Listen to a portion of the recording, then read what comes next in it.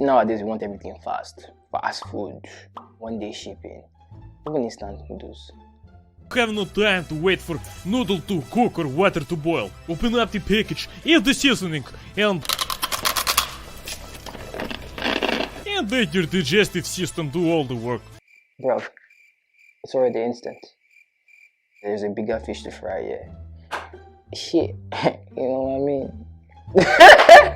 But for real, the bigger fish to fry here. We're talking about the fashion industry and fast fashion and like its environmental impact. It's wrecking the environment and even society, to be honest. And we're going to be talking about that today. Like H&M, Zara, and Forever 21 are perfect examples of fast fashion.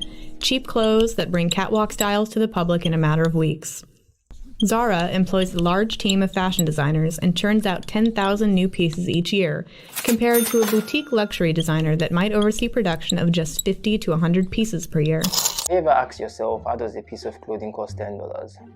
When you factor in shipping, manufacturing, everything. There are hidden social and environmental costs behind these cheap price tags that we don't get told or we don't talk about as often. 1,580 litres of water, 10,800 litres of water, just to grow the cotton to make that jacket.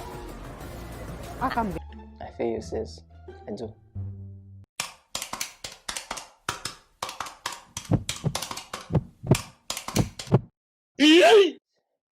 You go drink this thing. Water is not as available as we think it is. We are currently going through a global water crisis that most people don't even know about, which I'm going to come to in a new video. Know that. Now H&M even runs ads like this. London will make sure it gets what it deserves. The only thing we will not do is waste it.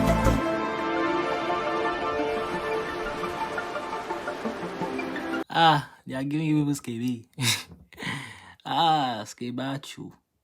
They are lying to you. They are lying to you. They know they recycle that thing. What they don't actually tell you is that most of the clothing we have cannot be recycled. Why is it so hard to just take my old shirt and turn it into a new one? Why can't you just do that? A lot of our clothes are made out of blended fibers, so maybe this is acrylic and wool and cotton mixed together. Maybe my tights are cotton and elastane.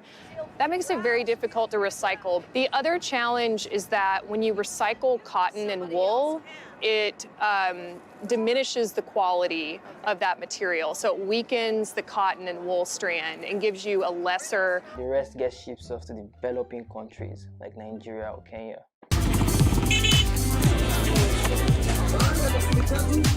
This is Nairobi, Kenya, the country at the top of the list when it comes to buying your old clothes. Kenya is one of Canada's best customers. In a given year, they buy more than $20 million worth of our old clothes. When you get to those countries, most of them are very hard to sell because they are very low quality. Some of them are bad and just end up being thrown in landfills or even being burnt. Take a look at this. They do go in the piles of garbage. Very many of them. He says this happens regularly, right behind the market, discarding and burning clothes Canadians don't want, and neither do Kenyans. Sometimes they pack even very old items. You can even pack items that are not even good, and they end up dumping them in Africa or in Kenya. The global fashion industry is now worth about $3 trillion. And while that seems attractive, the cost of doing business is not. Due to the fact that our demand for clothing grew, manufacturers were forced to cut down costs in order to keep up, and also subjected workers to unsafe working conditions.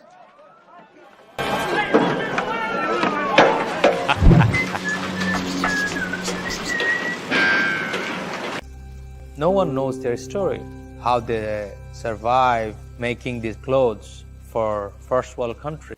I see the brand names all the time. The tags remind me the tags I've seen in Rana Plaza collapse.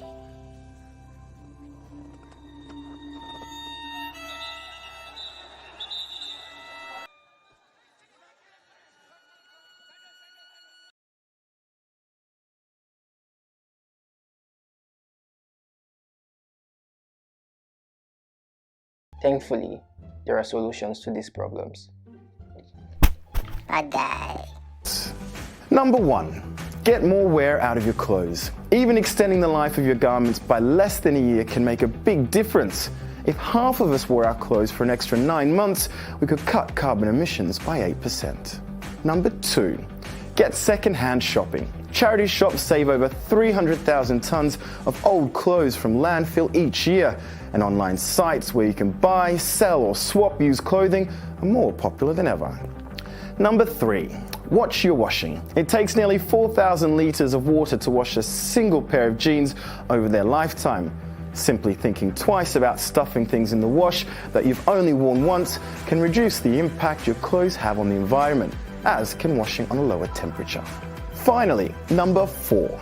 Get savvy with your shopping. If you are buying new clothes, see what stores have made commitments to combating fast fashion. Some shops are using more recycled material, whereas others offer lifetime repair services. And I'm out. Thanks for your time. Everybody should please subscribe and like, you know. Subscribe and like. You know. Help me.